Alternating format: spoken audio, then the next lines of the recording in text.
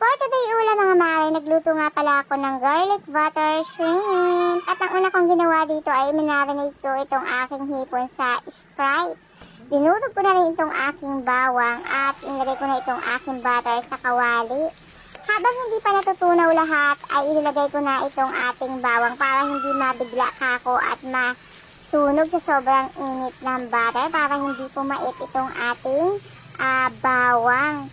Kapag kasi sobrang init ng ating butter ay mabibigla naman itong ating sibawang at masusunog. Ayan. Halu-haluin lang natin ng ilang minuto or segundo para magpantay yung luto ng ating bawang. Ayan. Minsan nga lang kami makapagluto nila dahil sobrang mahal naman ng hipon. Alam ko po sa atin lahat ay marunong magluto nito. Pero ito po yung aking way ng pagluluto ng butter shrimp. Kaya naman, baka may mag-comment na hindi ganito, ganyan. Tayo po ay iba-iba ng pamamaraan ng pagluluto. Bumalik tayo sa aking niluto. Inilagay ko na nga itong aking mga hipon. Ayan, hinalo-halo ko na naman. At pagkatapos nito ay maglalagay naman tayo ng seasoning. Yun nga po palang Sprite na ginamit natin sa pag-marinate ay hindi ko itinapon. At mamaya ay ilalagay ko uli iyon. At pagkatapos ay maglalagay naman tayo nitong paminta. Ayan, ayaw tubak. Aba, ayaw lumaglag, kaya naman punex ako na. Maglalagay din tayo ng pangmalakasang oyster sauce.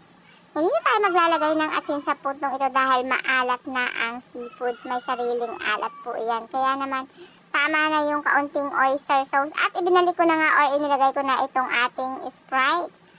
Kung gusto, ang lambot. Kung gusto ninyo ng mas maraming sabaw, ay dagdagan nyo na lang po ng tubig or dagdagan ninyo ng Sprite. Ayan. Pero gusto ko kasi ay kumakapit yung bawang sa balat ng hipon or medyo malapot-lapot yung sauce. Ayan. Kung gusto nyo naman po talaga na medyo malapot-lapot yung sauce, ay pwede kayo mag-add dito ng tomato paste. Pero dahil wala na nga budget, ay tama na yan. Huwag na maglagay ng tomato paste. At ayan na nga, malapit na maluto itong ating hipon. At medyo na overcook na ata. At hinalo-halo ko at pagkatapos ng ilang minuto ay ready to serve na. Kaya ihanda ninyo ang ating kanin.